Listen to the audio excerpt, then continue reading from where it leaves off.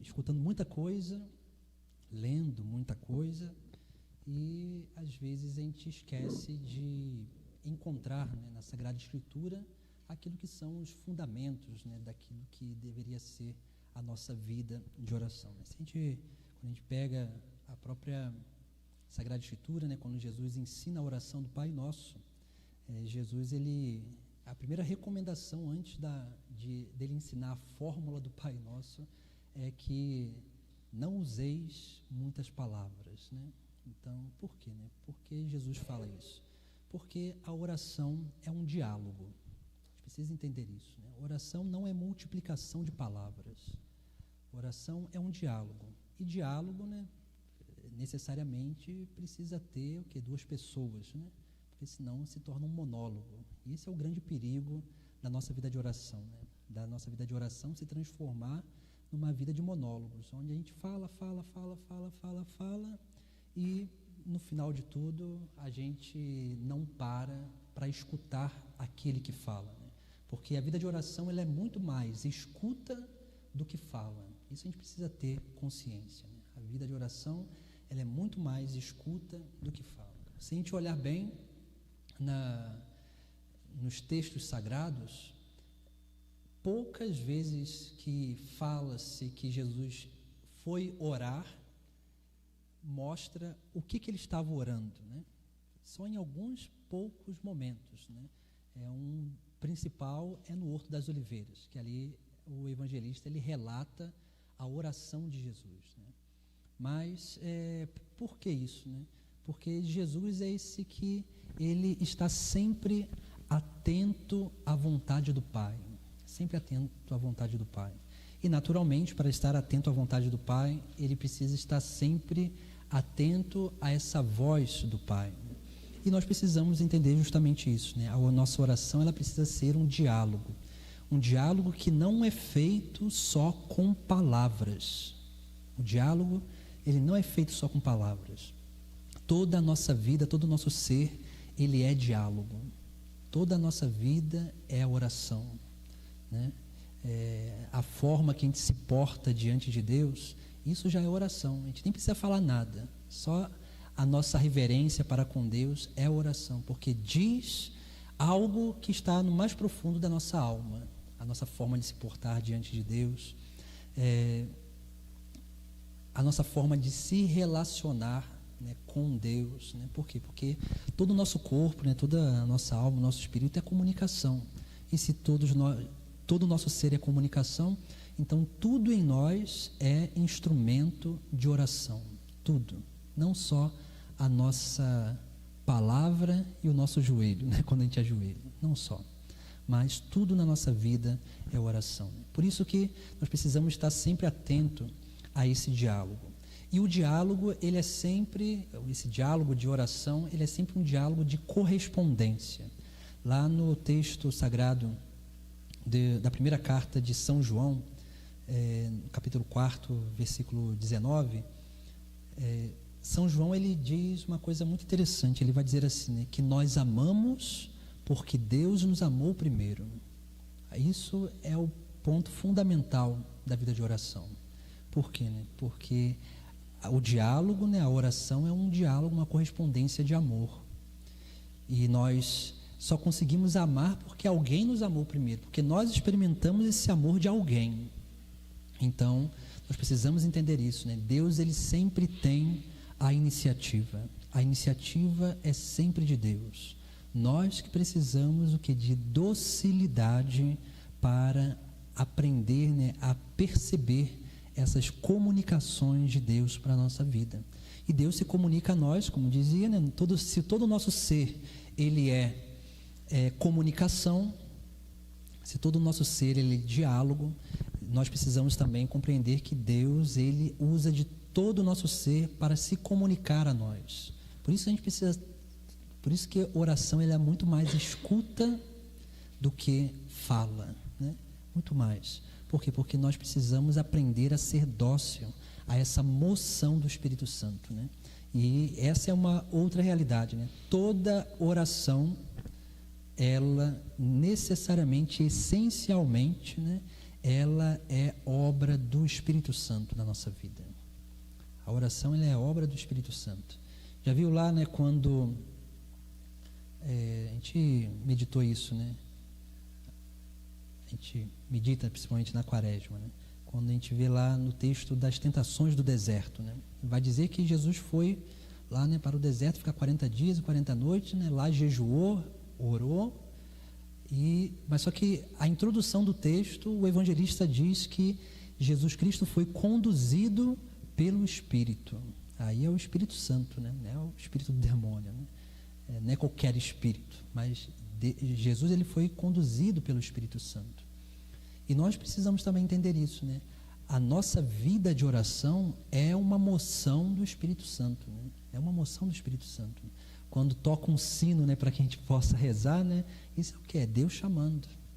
Assim, geralmente o sino toca o quê, né? Às vezes 5 minutos antes, né? Para que você dê tempo de chegar, né? Por quê? Porque esses 5 minutinhos antes, às vezes, né, tem lugar que até mais, né?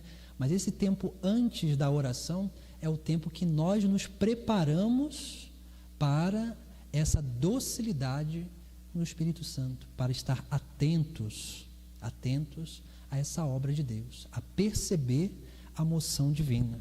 E o Espírito Santo, né, nessa obra de oração, ele revela, ele nos move, né, ele vai nos infundindo essas moções e nos inspira.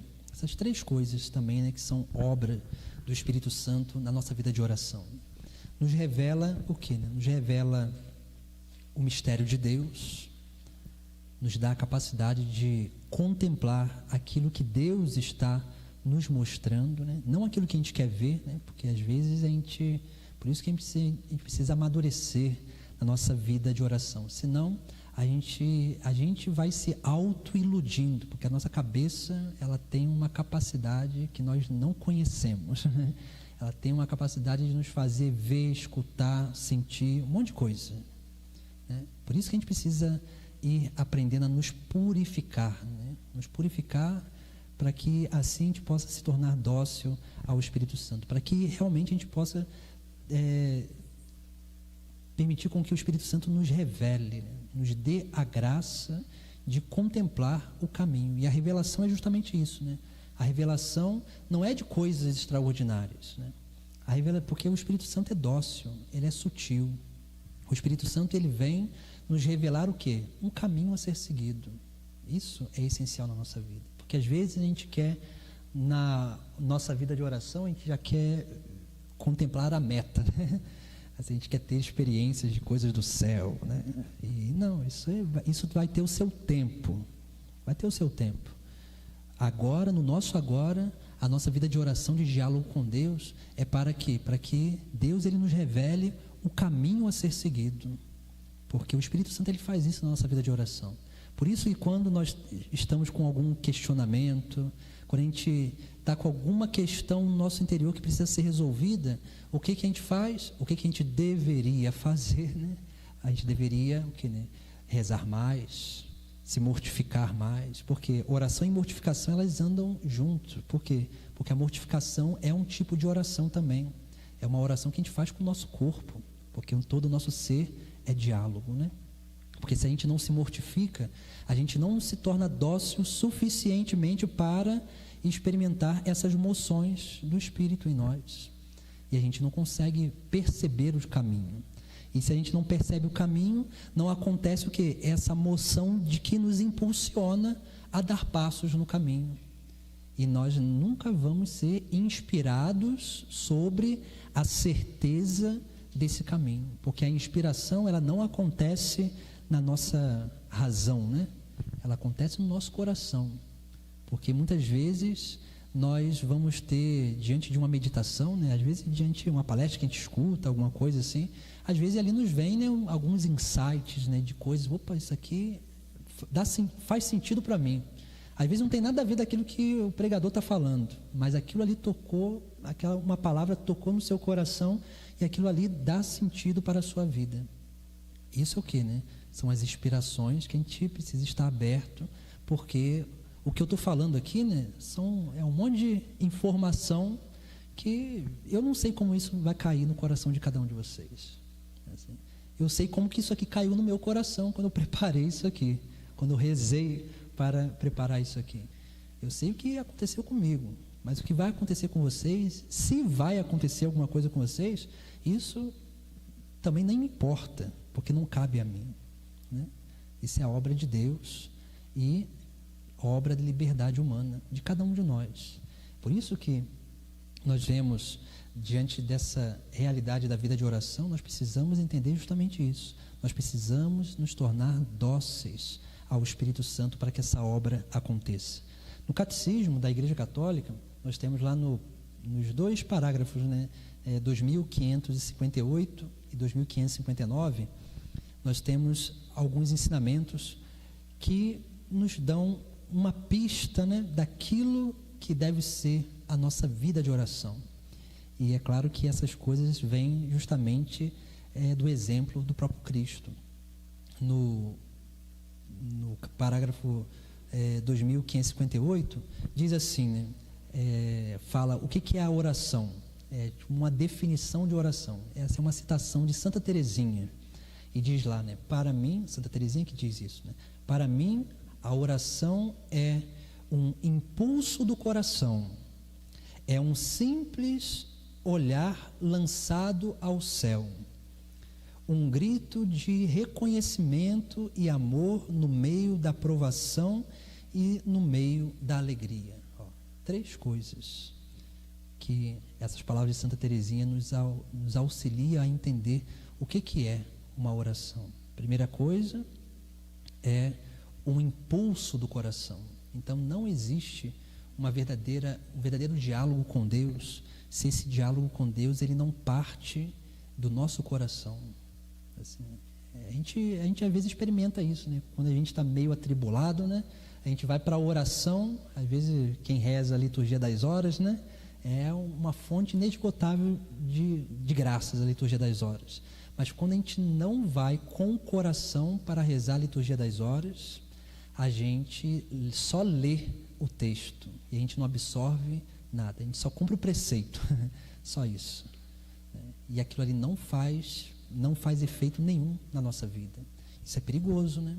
Por quê? Porque se aquele momento ali é um momento de estar em contato com a palavra de Deus, porque na liturgia das horas a gente medita os salmos, né? É a oração que Jesus fez. Mas se a gente não está ali com o coração aberto para isso, para escutar a palavra de Deus, né?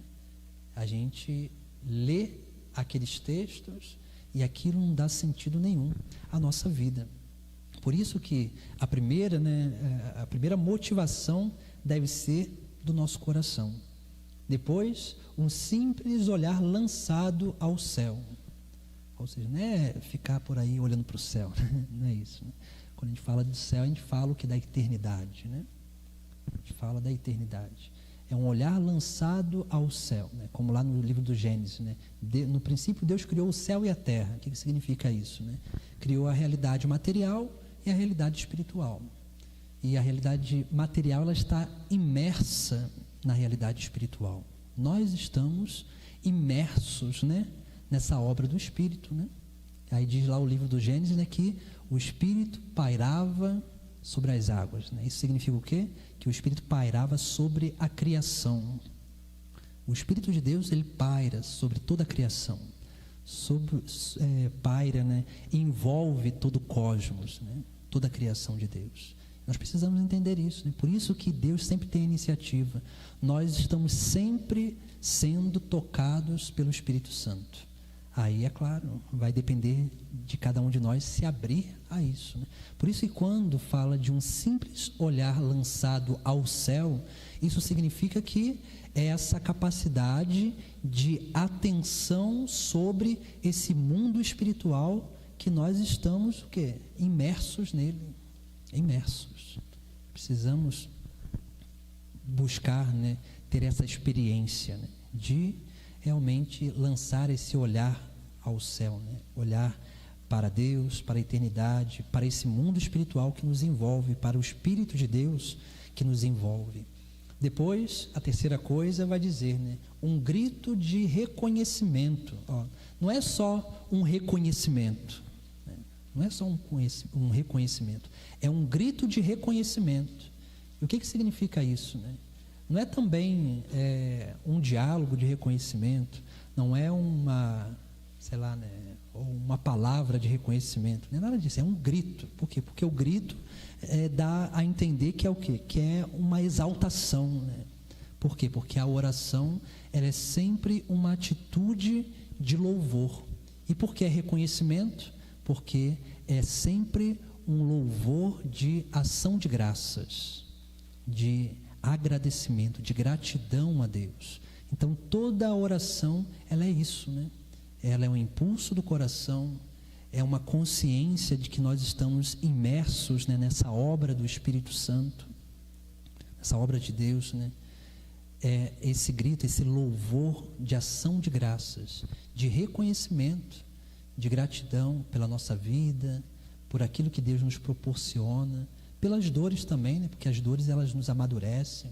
Por isso São Paulo tem numa das suas cartas, ele vai dizer, né, que sofreu apedrejamento, naufrágio, ele vai contando um montão de tragédia, né?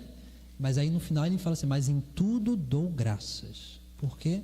Porque se não fosse todas aquelas coisas, ele não seria aquilo que ele foi. E assim é a nossa vida, né? Quantas dificuldades a gente passa na nossa vida? Muitas. Mas já pararam para perceber que as maiores alegrias da nossa vida, aquelas que a gente conserva verdadeiramente no nosso coração, são aquelas que vieram sempre depois de uma grande dificuldade, né? As alegrias que vieram fáceis a gente não lembra. Não lembra. Por quê? Porque não custou nada, né? Porque a gente só dá valor àquilo que custa. Por isso que a vida de oração, ela custa também. Não é fácil rezar, né? Assim, é um diálogo, mas assim, é um diálogo que a gente precisa aprender, assim, né? A gente precisa ir aprendendo a criar vocabulário para entender o que Deus está falando. Por isso que não é fácil. Às vezes, né, essa é a grande crise do início da nossa caminhada. A gente tem uma experiência com Deus, né? E a experiência com Deus, ela nos faz sentir muitas coisas, né? Que são coisas reais. Deus, ele permite que a gente sinta a presença dele, que a gente às vezes sinta algumas emoções, escute coisas, veja coisas. Isso Deus permite, porque Deus, ele usa de todo o nosso ser para se comunicar a nós. Mas chega um certo momento, se lembra lá quando o profeta diz assim: seduziste-me, Senhor, e eu me deixei seduzir? Isso aí, o profeta, ele não está falando isso apaixonado, não. Ele está ali falando assim: por que eu me deixei seduzir, né? Porque agora já era, não tem como mais voltar atrás. Porque uma vez que eu experimentei esse amor de Deus, eu não tenho como voltar atrás, eu não posso negar isso. Porque isso é uma experiência que eu não encontro em nenhum lugar. Porque é uma experiência verdadeira. Porque é isso que nós experimentamos no nosso encontro pessoal com Deus. Na primeira vez que a gente teve esse encontro de diálogo com Deus, onde Ele nos permitiu viver essas experiências. Mas chega uma hora que Deus, ele tira todas essas experiências, né? E a gente precisa aprender a perceber essas coisas, porque senão o que vai acontecer na nossa vida? A gente começa a reclamar, né? A gente vai no diretor espiritual: eu estou numa aridez, assim, né? Que bom, né? Que bom estar nessa aridez, né? Jesus não foi para o deserto, né? A gente precisa ir para o deserto também. Por quê, né? Porque é no deserto que a gente aprende a potencializar outros sentidos da nossa vida, né? Sentidos não só sensoriais externos, né? Mas sentidos internos, né? Onde a gente vai aprendendo a perceber as emoções de Deus de uma forma diferente, não só pelo sentimento, senão uma hora ou outra a gente vicia no sentimento e a gente vai ficar só buscando euforias e a gente nunca vai conseguir amadurecer o nosso diálogo com Deus. Não consegue amadurecer. E por isso que nós precisamos entender isso, né? Sempre um processo, né? E aqui, né, essas palavras de Santa Teresinha nos chama a atenção justamente sobre aquilo que é o mandamento do amor, né? Que Jesus Cristo, ele vai falar, né? Amarás o Senhor teu Deus de todo o teu coração, de toda a tua alma e de todo o teu entendimento. É isso, impulso do coração. um simples olhar lançado para o céu, de toda a nossa alma, porque a oração é uma atitude racional, reflexiva, que nós precisamos ali, se esforçar para entender o que Deus está falando, e de todo o nosso entendimento, porque é um grito de reconhecimento. A gente só consegue reconhecer uma coisa na medida em que a gente vai, porque não basta só conhecer. O reconhecer é como se fosse um entender com mais profundidade, porque o reconhecer, não, como dizia, não é uma coisa da razão, é algo do coração, porque tem muitas coisas que a gente acredita, que a gente tem fé, que a gente não entende tanto assim, mas a gente reconhece que aquele é o verdadeiro caminho, e a gente não consegue agir diferente. Por quê? Porque tem alguma coisa no mais profundo da nossa alma que mostra que aquilo ali é o caminho. É o que o Espírito Santo faz, Ele vai revelando o caminho, ele vai nos movendo, nesse caminho, e vai nos inspirando, para que a gente possa ter um entendimento maior, daquilo que Deus está fazendo na nossa vida. Depois, nós vemos também uma outra citação, que é o parágrafo seguinte do Catecismo, que vai dizer assim, a oração é a elevação da alma para Deus, ou um pedido feito a Deus de bens convenientes. Isso aqui é uma síntese do Pai Nosso, da oração de Jesus. A oração é a elevação da alma para Deus. A elevação da alma para Deus. Na oração do Pai Nosso, a gente reza lá, Pai Nosso que estás no céu, santificado seja o teu nome. Os primeiros artigos têm a ver com louvor e uma adoração, porque é justamente isso, a elevação da nossa alma a Deus, da nossa mente a Deus, E depois, pedidos feitos a Deus de bens convenientes, não convenientes a nós, a nossa vontade desordenada, mas conveniente à nossa salvação. E se a gente pegar os outros artigos do Pai Nosso, a gente vai encontrar lá, depois da gente louvar e adorar a Deus, nesse reconhecimento, nessa elevação da nossa alma aos céus, a gente tem uma hierarquia de pedidos. Por quê? Porque essa hierarquia de pedidos, ela deve fazer parte da nossa vida de oração. Se a gente quer entender bem o que Deus quer de nós, a gente precisa rezar mais em cima da oração do Pai Nosso, porque às vezes a gente reza o Pai Nosso de uma forma muito mecânica, e a gente não presta atenção no que a gente está rezando.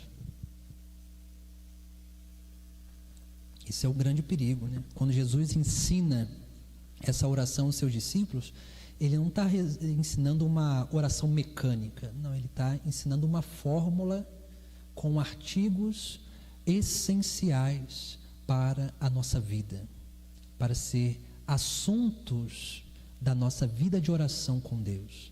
E é por isso que o primeiro pedido que a gente faz, a Deus, venha o teu reino. Por quê? Porque o que é mais importante para a gente nessa terra? É o reino de Deus, porque é a meta final, é esse olhar lançado ao céu, da meta final. Então, esse é o primeiro assunto que nunca deve sair da nossa mente, E é aqui que está o quê? O reconhecimento do caminho, a revelação do nosso caminho. Porque se Jesus ele nos ensina a pedir que venha a meta final, o reino de Deus, nesse artigo aqui está também o que? A revelação do caminho. Porque qual é o caminho? E aí é claro, o caminho é Jesus Cristo, mas esse caminho ele se manifesta de várias formas. Ele se manifesta através da espiritualidade, do carisma de cada um, se manifesta através de uma comunidade, através de uma experiência de vida missionária, ou algum caminho mais concreto, onde nós nos reconhecemos, depois a gente vai falar mais sobre isso, que a gente se reconhece que a gente faz parte daquilo, e que aquilo faz parte de nós. É justamente esse venha ao reino, Por quê? Porque nesse lugar específico, que é o caminho que Jesus Cristo quer, que é o caminho vocacional que Jesus Cristo quer que a gente siga, é nesse lugar que nós temos a experiência do reino, já nessa terra, da vida eterna começada. Depois nós vemos, né, o próximo artigo: seja feita a tua vontade, assim na terra como nos céus. Então, ó, para que a gente alcance a meta final, existe um meio de alcançar a meta final, que é fazendo a vontade de Deus. Então, por isso que essas coisas elas nunca podem sair da nossa vida de oração. Às vezes a gente pede tanta coisa a Deus, né? E aí a gente depois, na cara de pau, reza o Pai Nosso, né? Aí a gente pede um montão de coisa que, de repente, são coisas boas, sim, mas depois a gente pede para que Deus faça a sua vontade, né? Primeiro a gente pediu um montão de coisa, né? Então, assim, por que a gente não pede? É claro, Deus ele quer que a gente coloque as nossas necessidades, né? Mas a gente precisa sempre ter essa consciência, né? O que a gente pede, Deus só nos dá quando aquilo vai ser obra de salvação na nossa vida. Enquanto aquilo não vai ser obra de salvação na nossa vida, Deus ele não nos dá, porque ele não quer que a gente se perca, né? Ele não quer que a gente se perca. Por isso que ele, antes de nos dar alguma coisa, né? Às vezes a gente vê, né, na vida comunitária, a gente vê isso, né? Às vezes um irmão que está recebendo uma graça, aí você fica lá, puxa vida, eu estou aqui perseverando e nada acontece na minha vida. Está acontecendo, você não está percebendo, né? Por quê, né? Porque Deus, antes de nos dar uma coisa, Deus nos prepara para receber aquela coisa. Olha o cuidado de Deus para a nossa vida, né? Mas a gente só consegue perceber isso quando realmente a gente tem uma verdadeira vida de oração. Porque se a gente não tem uma verdadeira vida de oração, a gente vai esquecer de adorar, de louvar a Deus. A gente não vai ter esse impulso do coração, que o impulso do coração ele manifesta os anseios mais profundos da nossa alma. Não, a gente vai ficar sempre na epiderme, né, na superfície, e a gente nunca vai se permitir experimentar essa verdadeira experiência de Deus. E a gente não se pode permitir isso, né? Por isso que quando o catecismo ele nos traz essas duas citações, nos chama atenção sobre essas realidades, né? Depois vocês podem acabar de meditar a oração do Pai Nosso, né? Mas a gente tem algumas outras realidades para a gente também trabalhar, mas nós vemos, né, isso para que a gente possa ter essa consciência do que realmente nós precisamos, como nós precisamos corresponder ao chamado de Deus na nossa vida. Depois nós vemos na própria experiência de oração, nós vemos que acontece em nós uma conversão, né? Uma conversão que a gente pode chamar de estados de consciência. O que seria isso, né? A gente vive isso na nossa experiência de união com Deus.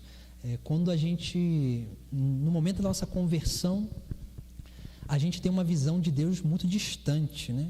É como se fosse, a gente se sente meio servo de Deus, né? Aí depois, quando a gente vai caminhando, a gente vai amadurecendo, a gente começa a perceber que essa forma de se relacionar com Deus vai mudando, né? Ela vai amadurecendo, né? Depois a gente começa a se relacionar com Deus como amigo. E por fim, né, numa maturidade, né, de vida, né, de união com Deus, né, que a vida de oração está aí, a gente se relaciona com Deus como uma alma esposa, né? Por quê? Porque essa obra de estar imersos em Deus e Deus imerso em nós. É como uma esponja, né? Você vai lá, joga, né, em cima da água, né? Se você pegar uma esponja nova, você vai e joga em cima da água, assim, de uma coisa de água assim, ela vai ficar boiando, né? Até que vagarosamente ela começa a absorver a água, absorver, até que ela começa a afundar, né? Essa é a experiência que nós precisamos fazer com Deus, né? A gente já está imerso em Deus, né? A gente já está. Só que a gente precisa permitir com que Ele seja imerso em nós também, né? Para que a gente possa ser movidos pelo próprio Espírito. a gente possa ser movido por Ele mesmo. Por isso que nós precisamos ir passando por esses estágios da nossa vida de oração, né? Desse estágio de servidão, de amizade, para uma esponsalidade, né? Isso é muito essencial na nossa vida, né? Depois, na Sagrada Escritura, nós temos duas passagens que São Paulo ele nos ensina também, né, sobre isso, né, sobre essa obra do Espírito Santo na nossa vida de oração, né? Lá em Romanos 8, versículo 26, São Paulo ele nos traz um ensinamento. Ele vai dizer assim, né? Da mesma forma, o Espírito vem em socorro da nossa fraqueza, pois não sabemos o que pedir nem como pedir. Olha só, né? É o Espírito Santo que vai nos revelando as verdadeiras necessidades da nossa vida. Já viu como que, olha como que a gente resiste ao Espírito Santo, né? Tem lá quando a gente está naquele processo, geralmente processo vocacional, né? Isso é para qualquer vocação, ou para a vida matrimonial, para a vida celibatária, para uma vida de consagração especial, para a ordem, ou para a vida religiosa, qualquer coisa, para qualquer chamado vocacional. Às vezes a gente tem o quê? A gente tem geralmente, né, quando a gente se sente chamado, a gente idealiza um mundo ideal, né? Que é o nosso mundo das ideias, como diz Platão, né? A gente tem um pouco isso, né? E o que acontece? Quando a gente começa na nossa vida de oração, a gente começa a se dedicar porque a gente sente um chamado, e então a gente quer corresponder a esse chamado, e aí a gente vai, né, se relacionando com Deus para entender o que Deus quer de nós, e aí, infelizmente, a gente vai resistindo, né? Porque como a gente tem o nosso mundo ideal, né? A gente tem as nossas ideias, que uma vez que a gente bota uma coisa na cabeça, tirar aquilo da cabeça é só um milagre mesmo. Ou então a gente precisa bater muito a cabeça, né? A gente vai resistindo muito à obra de Deus, né? Porque a gente quer daquele jeito. Aí a gente a gente dá um passo. Aí a gente chega num certo lugar, a gente começa a fazer um discernimento vocacional, aí Deus ele está nos conduzindo, porque Deus coloca pessoas para nos ajudar a conduzir a nossa vida, né? Ninguém caminha sozinho, e aí ali a gente começa a resistir, porque a tal pessoa que está nos ajudando está tentando nos ajudar, mas a gente não quer tanta ajuda assim, né? Porque a gente quer fazer do nosso jeito, né? É igual lá, a pessoa vai lá assim, eu queria fazer de direção espiritual. Tá, beleza, tá bom, vai lá. A pessoa chega lá, faz, aí em geral eu falo assim, nesse mês, eu queria que você fizesse isso, isso, isso. Aí, beleza, né? Aí, e geralmente eu já sei que a pessoa não vai fazer, porque 99% das pessoas não fazem aquilo que o diretor pede no início, né? Não faz. Eu entendo por quê? Porque como a gente tem as nossas estruturas, né? A gente vai formulando as nossas próprias seguranças. Se desapegar disso é difícil, né? Aí, geralmente, a primeira coisa que eu peço para a pessoa fazer na direção espiritual é você vai fazer um plano de vida espiritual do seu dia a dia. Horário para acordar, horário para dormir e horário para fazer as suas coisas. Aí, quando chega no próximo mês, quando a pessoa fala você fez isso assim, assim. Padre, não consegui fazer. Aí, mas por que você não conseguiu fazer? Porque eu não consegui, não tive tempo para fazer. Nossa, um mês depois não teve tempo, assim, é muita cara de pau, né? Mas a gente entende porque a gente resiste à obra do Espírito Santo. Todos nós somos assim, todos nós já tivemos uma experiência dessa. Deus, ele nos conduz num caminho, revela o caminho e a gente resiste. E a gente, porque não queria desse jeito, queria daquele outro. Aí o formador pega e fala assim, vamos fazer desse jeito. E aí a pessoa ela vai lá, ela quer, mas desse jeito ficaria melhor. Assim, não, o importante não é que o jeito ficaria melhor. O importante é que a obediência nos torna um. E quando a gente é um, o Espírito Santo age em nós, né? Porque essa é a unidade que nós precisamos adquirir com Deus, para que o Espírito nos conduza em tudo na nossa vida. tanto ao monte, como ao deserto, como na experiência que a gente meditava no domingo, né? Depois a gente vai falar sobre isso, da transfiguração, né? Assim, é o Espírito que nos conduz, porque Jesus convidou aqueles 3 homens para ir lá, né? Para ter aquela experiência da glória. Mas se eles não quisessem ir, eles tinham a liberdade deles também de não querer ir, mas eles foram dóceis ao chamado de Jesus Cristo e foram. Chegaram lá e ficaram meio com medo daquilo, né? Não sabiam o que estava acontecendo. E geralmente a nossa experiência é essa também, né? De ter medo daquilo que Deus quer para cada um de nós. E é claro, né? Quando a gente vai cultivando esse medo de se abandonar em Deus, né? A gente vai se fechando para essa vida de oração, essa vida de intimidade com Deus, né? Por isso que nós precisamos ser dóceis, né? Como São Paulo nos diz, né? É o Espírito que vem em socorro da nossa fraqueza, porque quando a gente é humilde, a gente se permite ser ali, né, imersos na obra do Espírito Santo, e ele é imergido dentro de nós, né, mergulhado dentro de nós, para que ele possa nos mostrar a verdadeira necessidade da nossa vida, que nem sempre é aquilo, porque geralmente as nossas necessidades humanas, elas estão sempre voltadas e vinculadas, ou sempre, ou quase sempre, vinculadas à fuga do sofrimento. É sempre assim, né? Então assim, pô, isso vai me fazer sofrer, então eu quero um outro caminho que não me faça sofrer. Geralmente a gente está sempre buscando fugir do sofrimento. A gente sempre está assim. É claro, entenda, sofrimento é uma obra de sacrifício. Outra coisa é violência. Violência, nenhum ser humano está assim, né, preparado e é capaz de sofrer violências, né? Não é isso, né? A gente precisa saber o nosso limite de todas as coisas, porque senão também a gente se fecha para essa vida de diálogo com Deus, né? A gente se fecha. Já viram lá, né, os mártires que deram a sua vida por Cristo lá, né? Lá foram martirizados no Coliseu, ou então em vários lugares na época do Império Romano, né?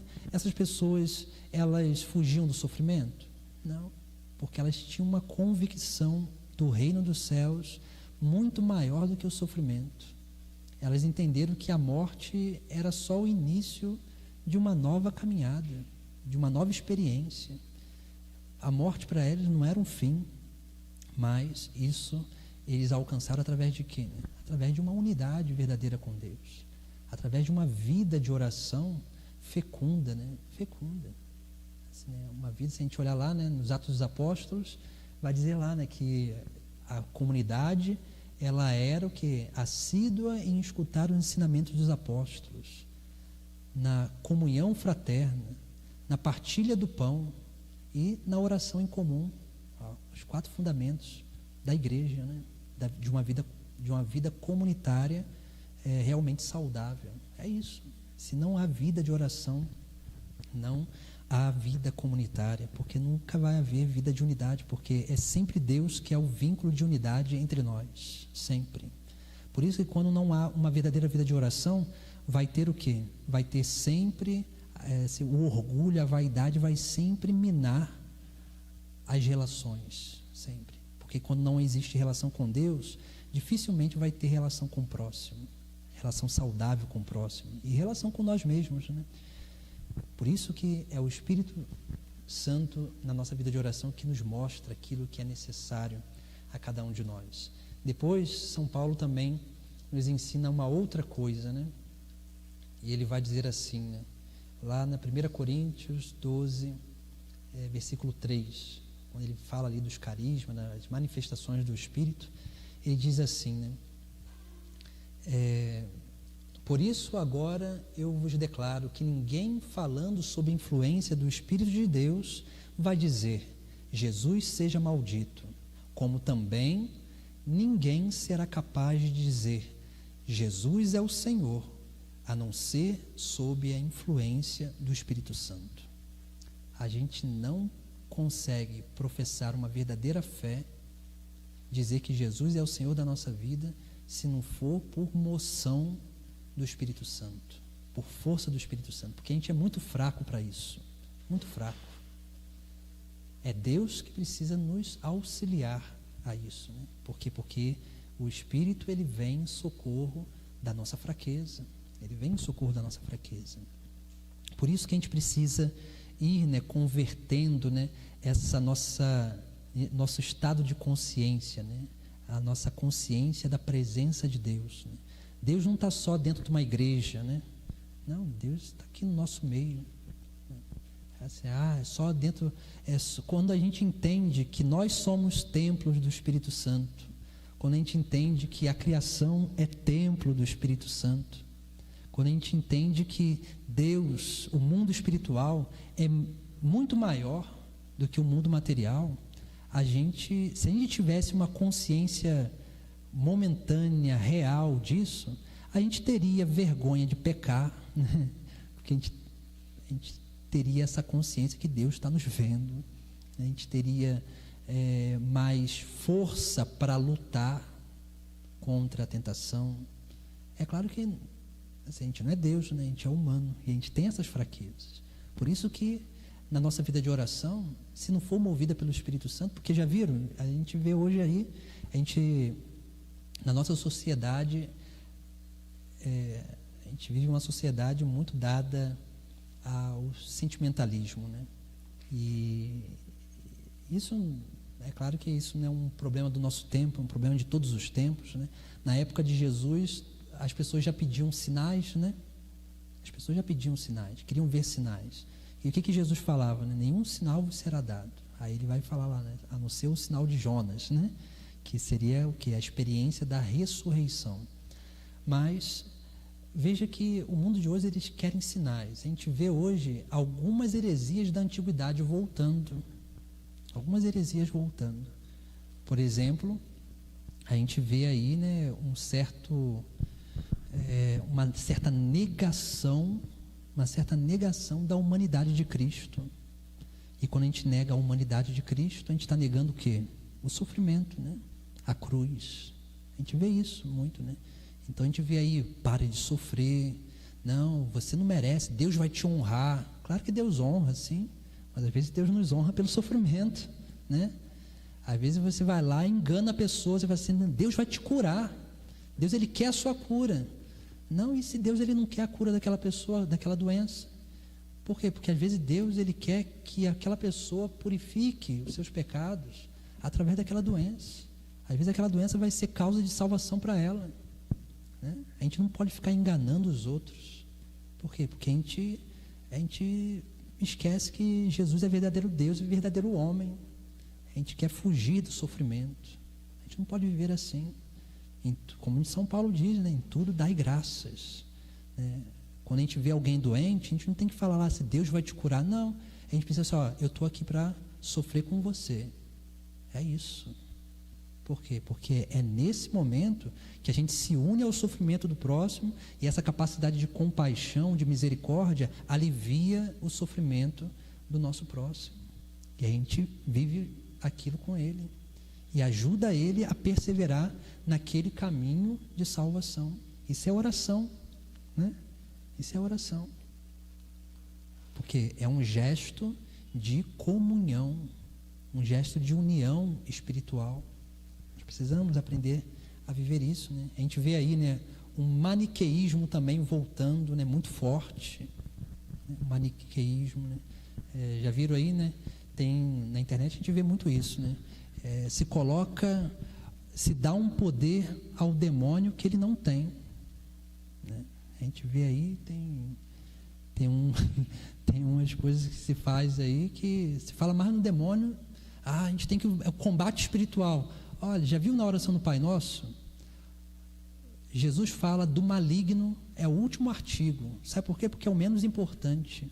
Porque uma vez que a gente busca o reino dos céus, uma vez que a gente luta para fazer a vontade de Deus, uma vez que a gente pratica o perdão, uma vez que a gente se une a Jesus Cristo, né, o pão nosso de cada dia, né, que é o pão do céu, a gente não precisa ter medo do demônio, não precisa. Sabe por quê? Porque uma vez que a gente está em Deus, é o demônio que tem medo da gente. Mas quando a gente coloca poder, a gente dá poder, porque é a gente que faz isso, é o ser humano que dá poder, porque qual é o poder que o demônio tem sobre nós? É a liberdade que a gente dá para ele agir na nossa vida. Então, se a gente não dá liberdade para ele agir na nossa vida, ele nos tenta, ele nos faz um montão de coisa. Ele tenta, porque na verdade a gente acha que o demônio também ele quer que a gente caia em grandes pecados. Não, ele quer unicamente que a gente vive uma vida mais ou menos, para que o nosso contra-testemunho, o nosso mau testemunho, desanime os outros que estão chegando agora.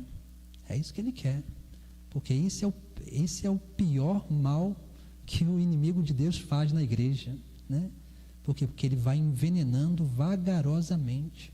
Por quê? Porque uma vez que o ser humano ele se fecha para a vida de relação com Deus, ele começa a se abrir a todo tipo de pecado, a todo tipo de obras do inimigo de Deus, né? E aí a gente vai se perdendo, se deixando levar, né? E nós precisamos entender que Deus, ele nos concede um grande poder, uma grande autoridade, mas isso só se dá por essa obra do Espírito Santo em nós, quando a gente se torna dócil, né? Aí sim a autoridade de Cristo se manifesta através de nós. É a experiência dos discípulos, né? Eles saem e depois eles voltam felizes e falam com Jesus assim: Senhor, até os demônios nos obedecem. Aí eles falam aquele montão de coisa, né? O que Jesus Cristo faz? Lembra o que ele faz lá? Ele fala assim: ó, vão para um lugar afastado para rezar, para descansar. É isso, né? Por quê? Porque até quando a gente se abre para a obra de Deus, a gente precisa sempre estar atento para que a gente não fique dialogando com outras coisas, com a vaidade, com a soberba, com muitas outras coisas, né? Para que a gente possa manter o nosso diálogo sempre com Deus, para que a gente possa ser essa fonte de Deus, né, da graça que jorra sempre para a eternidade. Depois nós vemos, né, que essa experiência, né, de oração é uma experiência que nós vemos em vários momentos na Sagrada Escritura. A gente vai falar sobre a transfiguração do Senhor, mas a gente tem ali, né, dentro da transfiguração do Senhor, nós temos ali algo que acontece, né, que é um símbolo do próprio Espírito Santo, né? Quando naquele momento que Pedro, né, Tiago, João vê, né, aquela cena, né, Jesus com Moisés e Elias ao seu lado, nós vemos ali, né, que Pedro vai dizer, né, é bom estarmos aqui, né, vamos fazer 3 tendas, né, e tal, aquela coisa toda. E aí vai acontecer o que, né? Uma nuvem vai descer, né, sobre eles, né? E vai encobrir eles, né? E aqui nós temos o que? A nuvem é esse símbolo do Espírito Santo, né? De Deus que desce sobre nós, né? E a gente fica imergidos nessa grande obra de Deus, né? No próprio Deus, né? E essa nuvem ela vai aparecer em vários momentos na Sagrada Escritura, no Antigo Testamento, né? A gente vê isso, né, no livro do Gênesis, né, o Espírito que paira sobre as águas. A gente vê no livro do Êxodo, né, Moisés que sobe no monte, né, e lá no Horebe, né, para receber as tábuas da lei, e lá essa nuvem espessa desce, né, que é a presença de Deus. A gente vê em outro momento, no Êxodo mesmo, quando Moisés entra na tenda da reunião, e aquela nuvem desce, né, sobre a tenda e sobre o acampamento, né? E ali aquelas pessoas entendem que Moisés está conversando, falando com Deus face a face, né? Também, né, essa experiência, né, do Espírito Santo, né, que nós vemos na vida da Virgem Maria também, né? Quando lá o anjo diz, né, que a sombra do Altíssimo viria sobre ela, é justamente essa experiência do Espírito Santo, né? A sombra do Altíssimo, né? Por quê? Né? Porque essa experiência de adentrar nessa nuvem, né? Nessa experiência de mistério de Deus, né? É uma experiência onde nós vamos, porque em geral nós vamos adentrando, né, nessa experiência de oração, onde nós temos uma experiência primeira, né, de ver sem contemplar, né? Ou seja, né, Deus nos mostra muitas coisas, mas a gente ainda não tem a capacidade de contemplação profunda dessas coisas. E também de ouvir sem escutar. A gente escuta muitas coisas, aliás, a gente ouve muitas coisas e escuta poucas coisas, né? Por quê? Porque a escuta, ela depende de atenção, né? Depois, o entrar na nuvem é justamente o caminho inverso, né? Por quê? Porque antes a gente recebe uma formação da consciência, né? Da razão, e depois a gente vai sendo formado no nosso coração. E aí a gente tem uma outra experiência, né?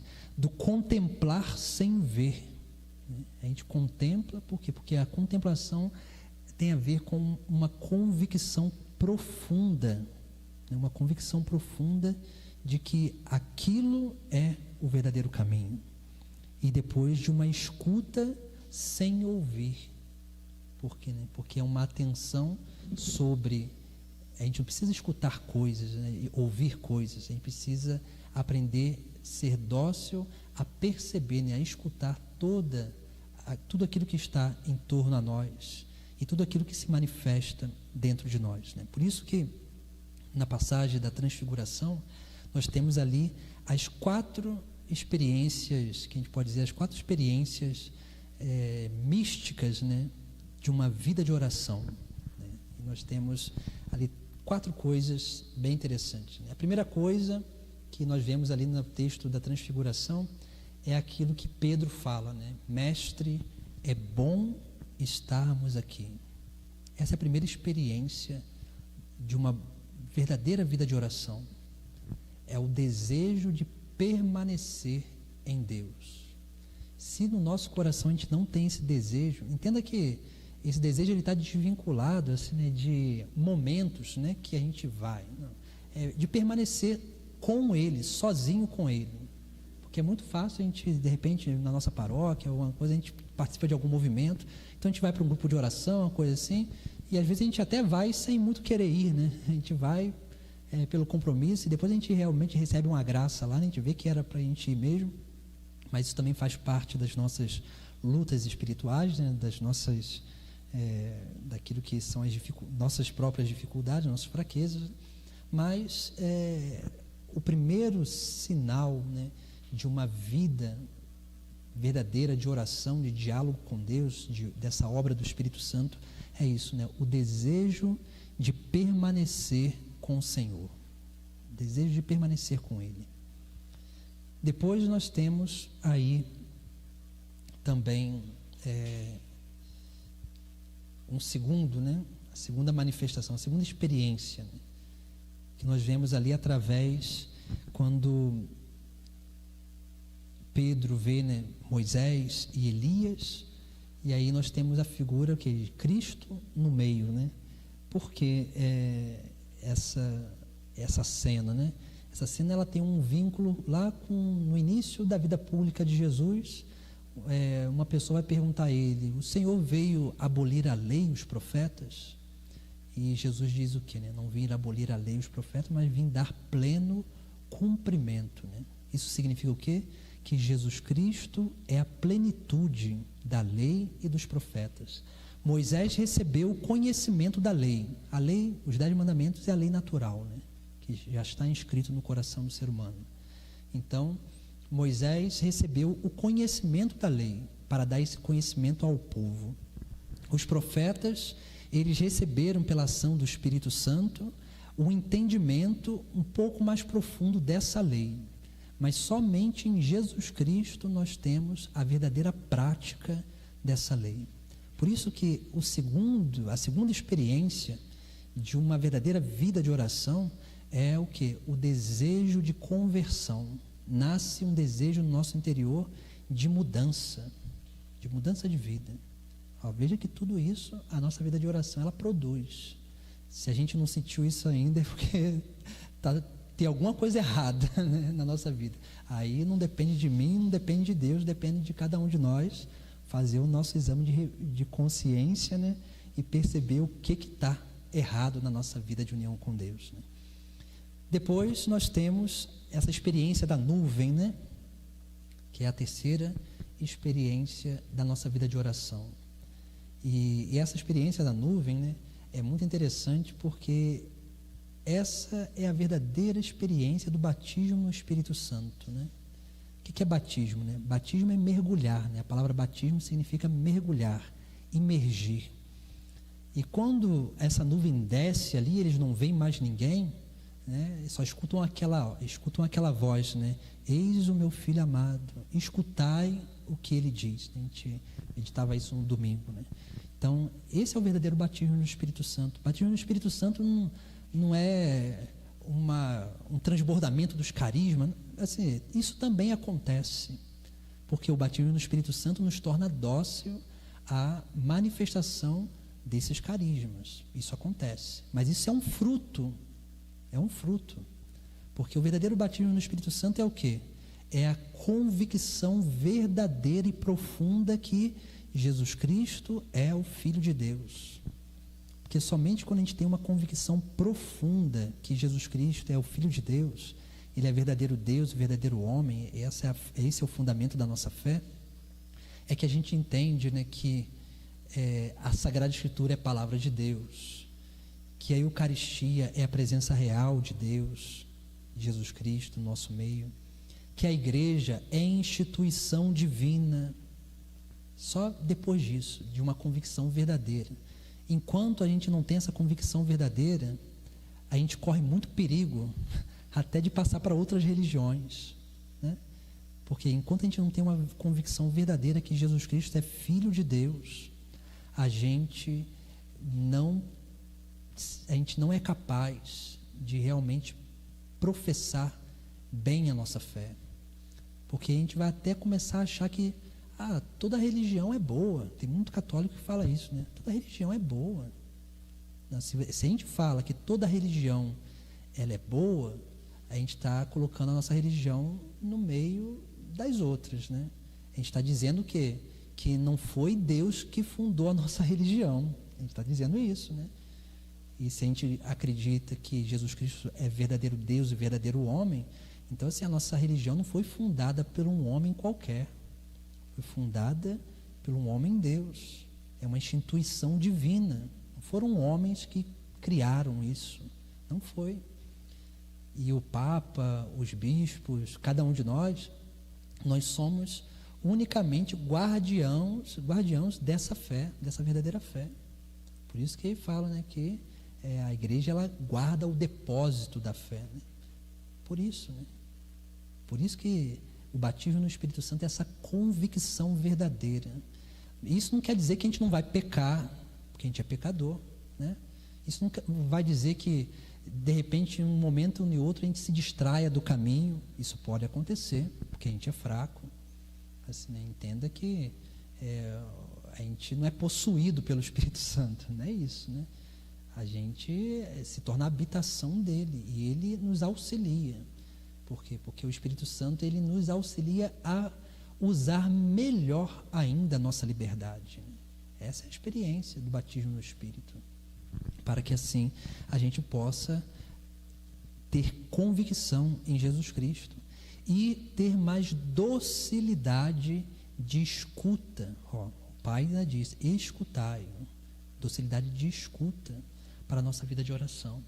Por isso que quando a gente tem essa experiência, né, do batismo no Espírito, quando a gente para rezar, a gente pega a Sagrada Escritura, a gente lê o texto sagrado e a gente realmente escuta a voz de Deus, né? Por quê? Porque a gente deixa de ler a Sagrada Escritura como um livro de história e a gente começa a entender como palavra de Deus.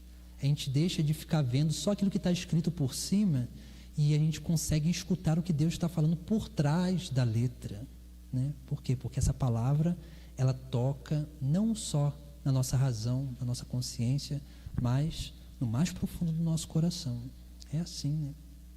E depois nós temos a quarta experiência, né, da nossa vida de oração, que é uma experiência do Espírito Santo. Depois que Jesus Cristo desce com seus discípulos da montanha, Jesus vai dizer que eles não contassem nada a ninguém até que o Filho do Homem ressuscitasse, né? Por quê? Porque a última experiência é a experiência com o ressuscitado, a experiência da ressurreição. O que significa isso, né? É a experiência de viver já essa certeza de já viver o céu já na terra. É isso. Quando a gente pega a vida dos santos, né? Pega uma biografia dos santos, quando você vê os últimos testemunhos dos santos são sempre assim, né? A experiência de já viver o céu na terra, de viver o céu na terra, porque a experiência da verdadeira felicidade. E aí nós temos, né, nessa experiência da ressurreição, nós temos aquilo que São Paulo coloca na carta aos Gálatas, no capítulo 5, versículo 22, acho que é 23, uma coisa assim. São Paulo vai falar dos frutos do Espírito Santo, né? Ele coloca 9 frutos. Os 3 primeiros frutos é amor, paz e alegria. Amor, alegria e paz, né? Nessa ordem. É justamente por quê? Porque essa é a experiência de Deus. Esses frutos, né? O que? Dessa capacidade de experimentar o amor de Deus. Não só de experimentar, porque é fruto, é transbordamento. De experimentar esse amor e transmitir esse amor de Deus. Não é isso que Jesus Cristo diz lá, né? Vos conhecerão que sois os meus discípulos se amardes uns aos outros. Olha, transbordamento dessa obra, né, da graça, que tudo isso tem a ver com a nossa vida de oração. Depois, né, a verdadeira alegria, né? Amai-vos uns aos outros, né? Jesus vai falar, né? E depois no capítulo 15 ou 16 do Evangelho de São João, e depois ele vai dizer, né, para que a vossa permanecer em mim, né, eu permanecerei em vós, para que a vossa alegria seja plena. O que é alegria plena? É participação da alegria do céu já nessa terra. Essa alegria ninguém e nada nesse mundo pode tirar. Só nós que podemos abandonar. Ninguém pode tirar e roubar a nossa alegria. Alegria não é também ficar aí mostrar os sisos, né, para os outros também não, né? O siso está lá atrás, né? Não precisa disso, né? Não é isso. A verdadeira alegria, claro, ela se manifesta também através de um sorriso, claro, né? Mas a verdadeira alegria é uma experiência do céu na terra. Já teve uma experiência quando você tem um amigo, né? Quando a gente tem um verdadeiro amigo, acho que da outra vez que eu estive aqui eu falava sobre isso, né? Quando a gente tem um verdadeiro amigo, a gente conversa com aquela pessoa e parece que o assunto não acaba, emenda nenhum, vai em outro, e daqui a pouco a gente falou de um montão de coisa. Se a gente for parar para lembrar o que a gente falou, a gente falou tanta coisa, né? Mas por quê? Porque o que alimenta ali é aquela relação, porque aquilo ali é a oração também, né? E é interessante que a amizade, ela nos dá uma experiência de eternidade, né? Depois, quando a gente olha para o relógio, caramba, vamos embora, porque o tempo passou que a gente nem percebeu, né? É isso que a gente precisa aprender a viver com Deus, né? Essa é a verdadeira amizade, porque essa verdadeira amizade dá alegria. Porque quando a gente tem alegria, a gente não contabiliza tempo. A gente não contabiliza tempo, né? Por quê? Porque tudo é tempo de qualidade, né? A gente precisa entender bem isso, né? E depois, né, a paz, né? Jesus ressuscitado, quando aparece para os discípulos, ele diz: a paz esteja convosco. Por quê? Porque a paz, ela é essa sensação interior, né? Essa sensação interior da presença de Deus na nossa vida, né?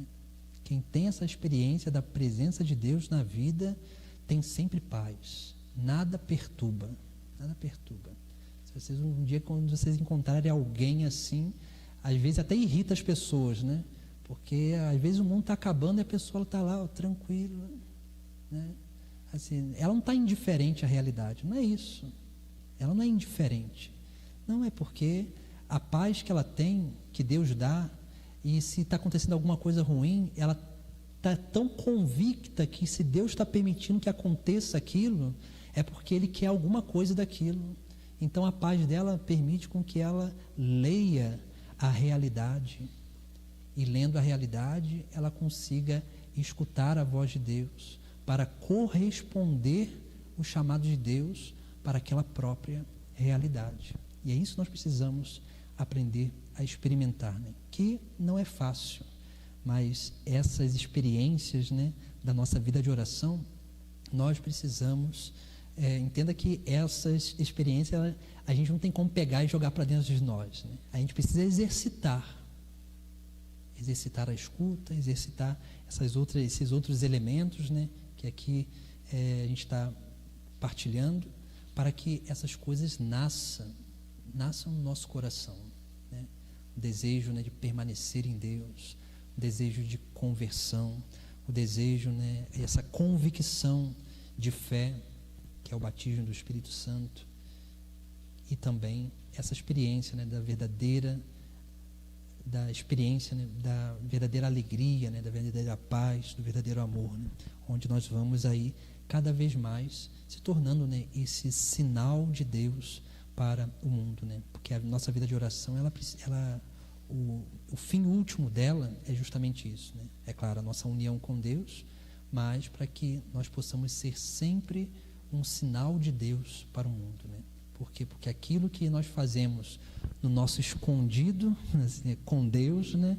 Como Jesus Cristo ele recomenda, né? De entrar no escondido só onde o Pai do céu vê, né?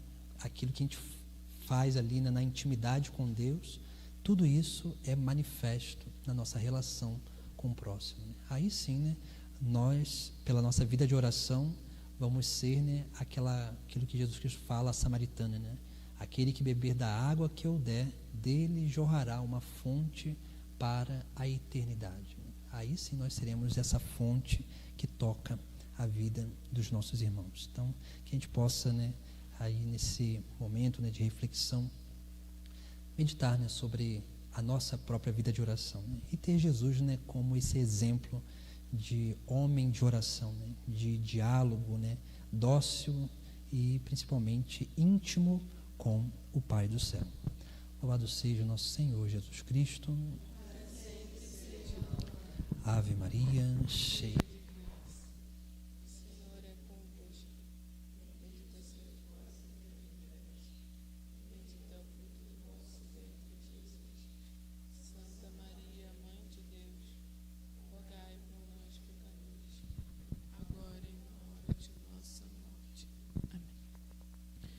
Nós faremos então agora um horto até 11 horas. 11 horas a gente já começa o nosso segundo tema.